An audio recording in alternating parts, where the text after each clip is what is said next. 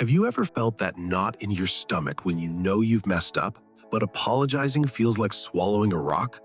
What if I told you that mastering the art of a genuine apology could save your relationships, boost your personal brand, and even make you sleep better at night? Stick around, because today we're diving into the science-backed secrets of effective apologizing. Hey everyone, welcome back to the channel where we unlock life skills that actually matter. Apologizing isn't just about saying sorry, it's a powerful tool for fixing mistakes, preserving bonds, and rebuilding trust. In this video, we'll break down why apologies are tough but totally worth it, explore scientific studies on what makes an apology stick, and share a step-by-step guide to apologizing like a pro. By the end, you'll know exactly how to turn a blunder into a breakthrough. Let's jump in. First off, let's talk about why we even bother apologizing when it's so darn hard. Picture this. You're in a heated argument with a friend. Say something you regret, and bam, silence for days. We've all been there, right? But here's the thing. Apologies lighten your conscience, giving you that peaceful sleep you crave. More importantly, they preserve relationships, our most valuable assets. Whether it's a friendship, romance, or work connection, without the ability to say sorry, those ties crumble. Sooner or later, we all slip up, so mastering this is non-negotiable. And don't forget personal branding. Building your reputation takes years, but one dumb mistake can tank it. Think of celebrities or politicians issuing public apologies. Done right, they reclaim lost credibility. Have you ever wondered why some apologies flop while others win people back? It's all about the delivery, and science has the answers. But wait, there's more. Let's look at what researchers say. Speaking of science, apologies aren't just feel-good fluff. They've been studied in social psychology and communication for decades. Pioneers like Erving Goffman collected real apologies half a century ago to pinpoint what works. Later, experts like Roy Ubicki dove deeper, especially in negotiations and business. The key? Apologies vary by context. A lover's sorry differs from a company's mea culpa to customers, but across the board, effective ones share core elements.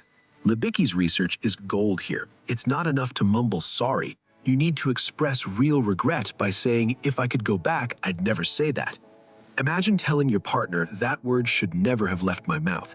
It shows you've reflected and would choose differently. Ever apologized but still felt the tension? That's because skipping responsibility kills it. Own up fully. My mistake caused this mess. No blaming them, like a celebrity saying, "You misunderstood me." That just makes them feel guilty. Instead, focus on the fallout. "I know I made you feel undervalued in our friendship." This builds empathy and trust. But how do you ensure it doesn't happen again? Let's keep going. Now, the meat. A killer apology hits these 6 pillars. First, promise it won't repeat. Be absolute if possible, like vowing never to leak info again. But for slip-ups, keep it real. I'll double-check reports with colleagues to minimize errors. Second, offer to fix it. Words are great, but actions seal the deal. Host another party to apologize publicly, pay for that broken phone, or hold a meeting to correct exaggerations. Show you're invested in mending fences. Third, and this is fascinating from studies, make it costly. Cheap sorries feel insincere. For a faulty car, don't just fix it, cover travel costs or add a gift. Insult someone online? Apologize publicly, not privately. The more effort, the more believable. Fourth, ask for forgiveness outright. "Please forgive me." It puts them in a position of power and shows respect. Finally, listen first. Don't rush. Let them vent about the hurt.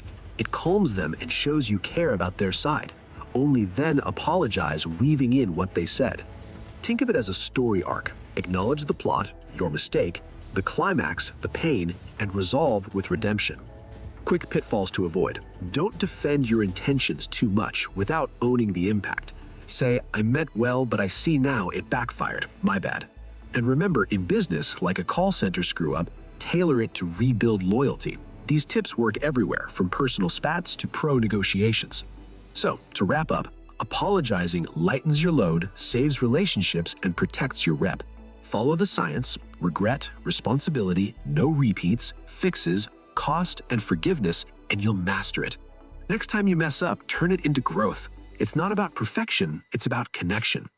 If this helped you rethink apologies, smash that like button. It really boosts the channel. subscribe, and hit the bell for more life hacks on communication and relationships. Drop a comment. What's your toughest apology story? Share this video with a friend who owes you one. It might just spark a convo. Thanks for watching. See you next time.